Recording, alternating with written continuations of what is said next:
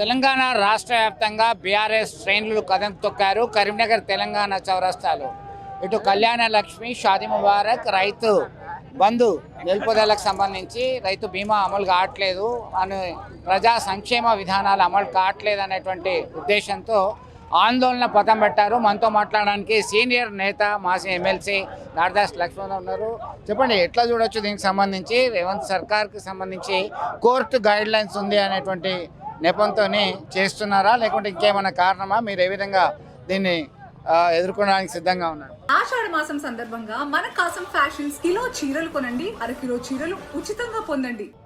రేవంత్ రెడ్డి గారు ఎన్నికల సమయం లోపల అనేకమైనటువంటి అలవి కానీ అమలుకు వీలు కానీ హామీలు ఇవ్వడం జరిగింది. అది ఆయనకు కూడా తెలుసు. దాంట్లోనే ఈ షాదీ ముబారక్ తర్వాత కళ్యాణ లక్ష్మి పథకాలు కూడా ఉన్నాయి. వీటికి అదనంగా తులం బంగారం కూడా యాడ్ చేసి ఇస్తామని కూడా ఆయన చెప్పడం జరిగింది. అయితే ఈ ఉన్న పథకాలను అంటే షాదీ ముబారక్, కళ్యాణ లక్ష్మిని సరిగా అమలు తులం బంగారం ఇవ్వకపోగా ఇవి కూడా సరిగా అమలు చేయడం లేదు. కనుక వీటిని ఏ రకంగా నిలుపుదల చేయాలి, వీటిని అమలు చేయకుండా ఉండాలి అనేటువంటి ఆలోచన చేసిండు. దానికి అనుగుణంగానే హైకోర్టు లోపల ఎవరో ఒక వ్యక్తి పిల్లు వేసిండు. ఆ పిల్లు వేసినప్పుడు ఆయన ఏమని వేసిండంటే, ఈ యొక్క పథకాలకు చట్టబద్ధత లేదు, ఇవి రాజ్యాంగబద్ధం కాదు, ఇది కేవలం ప్రభుత్వము జీవోలు ఇష్యూ చేసి అమలు చేస్తున్నది, ప్రభుత్వము ప్రజాధనాన్ని జీవోల ద్వారా ఖర్చు పెట్టడానికి ప్రజాహిత కార్యక్రమాలకు వీలు లేదు, కనుక వీటికి చట్టబద్ధత లేదు, కనుక వీటిని రద్దు చేయాలని చెప్పి ఒక వ్యక్తి పిల్ వేస్తే ఆ హైకోర్టు ప్రభుత్వపరమైనటువంటి వాదనలు వినిపించడానికి, కౌంటర్ వేయడానికి 4 నెలల సమయం ఇచ్చింది. 4 వారాల సమయం ఇచ్చింది.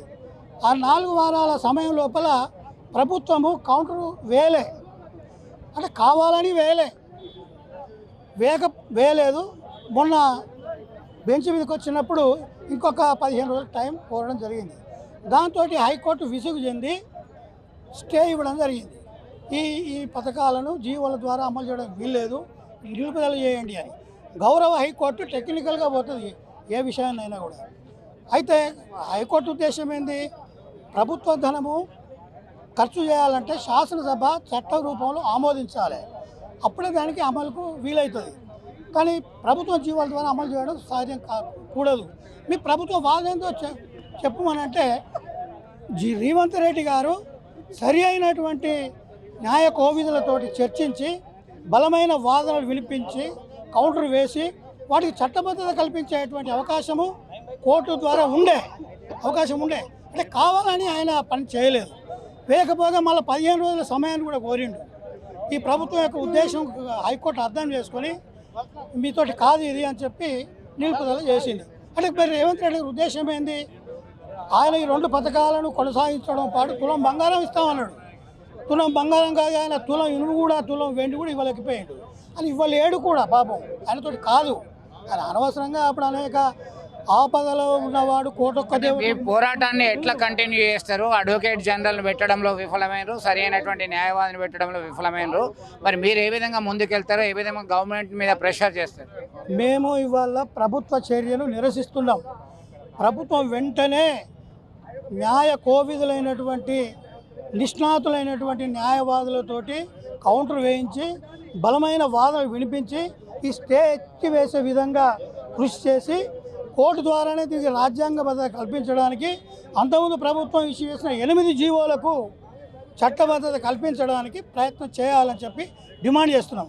అది వీలు కాని పక్షంలో ఇప్పుడు రాబోయే వానాకాల అసెంబ్లీ సమావేశాల లోపల బిల్లు పెట్టి ఈ రెండింటికి చట్టబద్ధత కల్పించి, ఇది షాదీ ముబారక్, కళ్యాణ లక్ష్మి ₹1,00,000తో పాటు తులం బంగారం కూడా అందులో బిల్లులో ప్రవేశపెట్టి చెల్లించాలి. ప్రభుత్వం తన చిత్తశుద్ధిని నిరూపించుకోవాలి.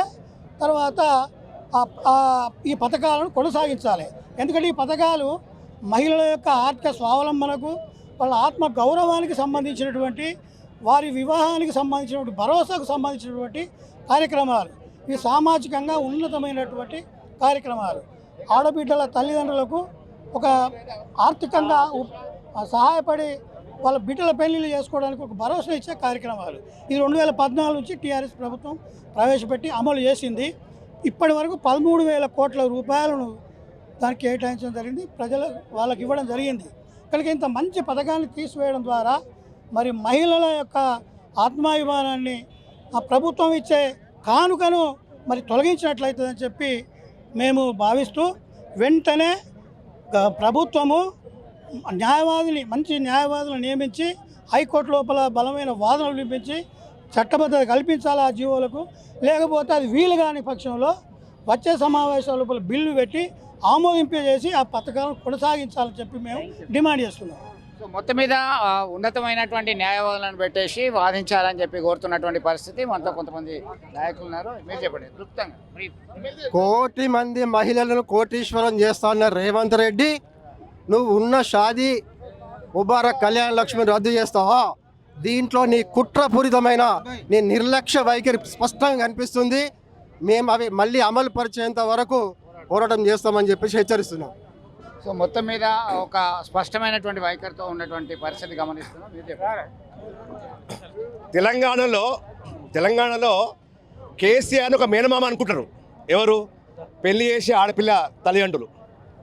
ఇల్లు కట్టి చూడు పెళ్లి చూచూడు అన్నారు. ఇక్కడ కేసీఆర్ గారు ముఖ్యమంత్రి కాగానే ఒక ఆడపిల్ల పెళ్లికి ఆ తల్లిదండ్రులు అప్రపాలితున్న నేపథ్యాన్ని గ్రహించి మరి మేనిఫెస్టో లేకుండానే మరి కళ్యాణలక్ష్మి ప్రవేశపెట్టిండు. అందుకు ప్రజలను మేనమామ, మా ఇంటి మేనమామ అని చెప్పి ఆయన బిరుదిచ్చింది ప్రజలు. కానీ ఈరోజు రేవంత్ రెడ్డి ఒక కంసుడు లెక్క, ఒక కంసుడు ఎలాగైతే తన మేనలను చంపుతాడు అట్లా కంసు మామయ్యనే తెలంగాణ పార్టీ కంసుడినే. కాబట్టి యావత్ ప్రజానికం మీరు గ్రహిస్తూ ఉన్నారు. మరి వచ్చే రోజుల్లో ఈ ప్రభుత్వం గుణపడతామని హెచ్చరిస్తూ ఉన్నాం. కంసమామ అని చెప్పి తీవ్రమైనటువంటి ఆరోపణలు చేయడం జరిగింది మహిళా నేతలున్నారు బీఆర్ఎస్ సంబంధించి. మీరేం చెప్తారు దీనికి సంబంధించి? ఒకప్పుడు తెలంగాణ ఉద్యమంలో తెలంగాణ తొలి ముఖ్యమంత్రి కేసీఆర్ గారు ఉద్యమంలో ప్రతి గ్రామం వెళ్ళినప్పుడు బీద కుటుంబానికి ఒక తెలంగాణ రాష్ట్రంలోనే కాదు ఎక్కడైనా పెళ్లి చేసి చూడు ఇల్లు కట్టి చూడు అని ఒక సామెత ఉంది. ఆడబిడ్డ పెళ్లి చేయడం అంటే ఎంత కష్టమో స్వయంగా చూసిండు. కాబట్టి ఆ రోజు తెలంగాణ ఉద్యమంలో మాట ఇవ్వడం జరిగింది. కళ్యాణ లక్ష్మి ద్వారా మేము ప్రతి కుటుంబాన్ని ఆదుకుంటామని. తెలంగాణలో పుట్టిన ప్రతి ఆడబిడ్డ తెలంగాణ ఆడబిడ్డగా భావించి ఆ రోజు 75,000 1,116 రూపాయలు ఇచ్చి తెలంగాణ ఆడబిడ్డలకు అరుదైన గౌరవాన్ని దక్కించారు. కానీ ఈరోజు రేవంత్ రెడ్డి 1,00,000 రూపాయలతో పాటు తులం బంగారం ఇస్తామని ఆశ చెప్పించి అబద్ధాలనే పునాదుల మీద ఈరోజు ప్రభుత్వాన్ని ఏర్పరిచి ఈరోజు ప్రభుత్వం ఏర్పడిన తర్వాత మహిళలకు పూర్తిగా అన్యాయం చేస్తూ ఉన్నారు. 2,000 రూపాయలు 2,500 మహిళా భృతి ఇస్తా ఉన్నారు. మహిళా భృతి లేదు. చదువుకునే ఆడపిల్లలకు స్కూటీ ఇస్తా ఉన్నారు. స్కూటీ లేదు. ఇవాళ కళ్యాణ లక్ష్మి లేదు. తులం బంగారం లేదు. గ్యాస్ సబ్సిడీ లేదు. ఎక్కడ కూడా రైతేడ్చిన రాజ్యం ఎద్దేడ్చిన వ్యవసాయం బాగుపడ్డది లేదు. తెలంగాణ రాష్ట్రంలో రైతులకు పెద్దపీట వేసి కేసీఆర్ గారు ఆ రోజు రైతు బంధు ఇస్తే ఈ ప్రభుత్వం వచ్చిన తర్వాత రైతు బంధుకు రామ్ చెప్పి ఇవాళ రైతులను నట్టేట ముంచుతా ఉన్నారు. ఇవాళ ఒక రైతు చనిపోతే ఎటువంటి పైరవి లేకుండా ఎటువంటి పేపర్ లేకుండా వారం లోపల వాళ్ళ అకౌంట్లో 5 లక్షలు పడేది. కానీ ఈ రోజు ప్రభుత్వం వచ్చిన తర్వాత దాన్ని కూడా పూర్తిగా నిర్వీర్యం చేస్తా ఉన్నారు. ఖబర్దార్ రేవంత్ రెడ్డి గారు ఒకటే చెప్తా ఉన్నాం, తెలంగాణ ఆడబిడ్డల ఉసురు కన్నీళ్లు నీ పీఠాన్ని కదిల్చే రోజు వచ్చింది. జై తెలంగాణ. మొత్తం మీద ఒక తీవ్రమైనటువంటి ఆగ్రహ జ్వాలలు అయితే వ్యక్తం చేస్తున్నటువంటి పరిస్థితి మనం ప్రత్యక్షంగా చూస్తున్నాం. బీఆర్ఎస్ శ్రేణులంతా కూడా రేవంత్ సర్కార్ ఏ అబద్ధాల పునాదుల మీద ప్రభుత్వం ఏర్పాటు చేసిందో అవన్నీ కూడా మానేసింది, ఏది కూడా అమలు చేయలేకపోతుంది అనేటువంటి కోణంలో అయితే వీళ్ళంతా కూడా నిరసన గళాలు వినిపిస్తున్నటువంటి పరిస్థితి మనం గమనిస్తున్నాం. ఇదంతా కూడా ఇది అంతం కాదు, ఇది ఆరంభం అనేటువంటి కోణంలో వీళ్ళంతా కూడా ఒక డిమాండ్ చేస్తున్నటువంటి పరిస్థితి అయితే గమనిస్తున్నాం. మొత్తం మీద ఇది కంటిన్యూ అయ్యేటువంటి అవకాశం ఉంది. ఒకవైపు కళ్యాణ లక్ష్మి, షాదీ ముబారక్, అలాగే రైతు బీమా ఇవన్నీ పథకాలు కంటిన్యూ చేయాల్సిందే. ఖచ్చితంగా సమర్థుడైనటువంటి న్యాయవాదిని ప్రభుత్వం ఏర్పాటు చేసి వాదించాల్సినటువంటి అవసరం ఉంటే నిర్లక్ష్య వైఖరి వల్లనే ఇదంతా కూడా వీగిపోయింది అనేటువంటి అభిప్రాయాలని బీఆర్ఎస్ నేతలు వ్యక్తం చేస్తున్నటువంటి పరిస్థితి అయితే గమనిస్తున్నాం. వీడియో జర్నలిస్ట్ సుమంత్తో కలిసి చంద్రశేఖర్, RTV, కరీంనగర్ నుండి.